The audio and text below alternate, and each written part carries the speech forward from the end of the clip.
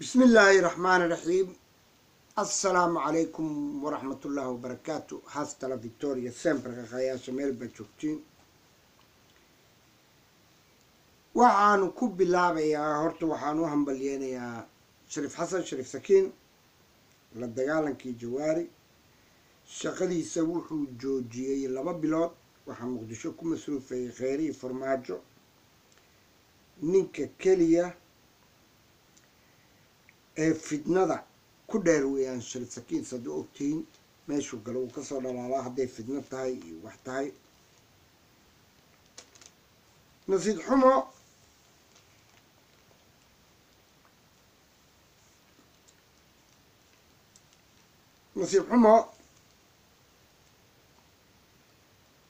Shariif Xasan wuxuu nasiib xumo doortay Ibrahim Mursal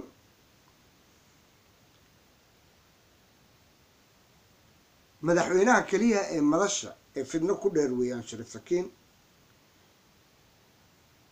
wuxuu Shariif Sakiin maanta isku wadaa shirkado ajnabi ah uu invitation ka helay London kusoo beegan yahay talaadada Arbacada shirkadaha oo ah shirkado Ingiriiska Turkiga ah ee barkooda qolooyin ku saleysan inay ka faa'iideystaan wadamada barakacsan ee dhibaatada haysto waxaan kaloo Shariif Sakiin uga hambalyeynayaa Ibrahim Yarow inuu gaarsiiyey 18 xildhibaano inay soo doorteen oo lagu guuleysto Mursal la soo doortay waxaa London la diidan yahay oo laga soo horjeedaa inuu Shariif Sakiin doonayo 50,000 oo acre Shabeellaha Hoose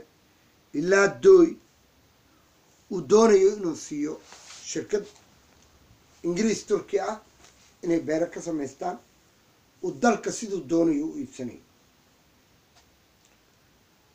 waxaan kaloo halkan ka soo dhawaajinayaa oon aad iyo aad ugu mahadcelinayaa gudoomiyaha koonfur galbeed ee wakiilka Yurub u ah ee isu diyaariyey in banaanbaxyo la dhigo London ay dadka Shabeellaha Hoose koonfur galbeed ay soo banaanbaxaan ee arrinka ku diidaan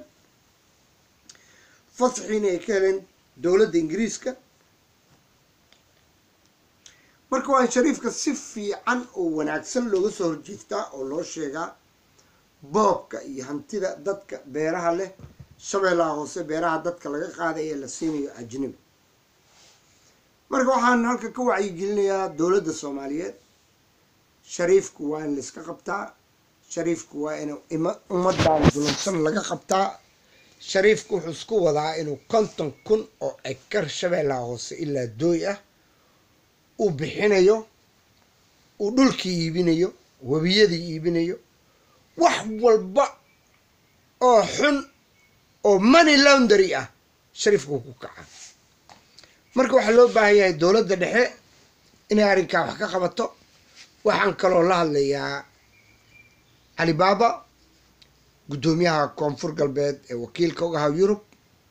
arrinka waa in dowladda Ingiriiska la gaarsiiyaa arrinka waa in laga mudaahiraadaa waa in shacabka Shabeellaha Hoose soo baxaan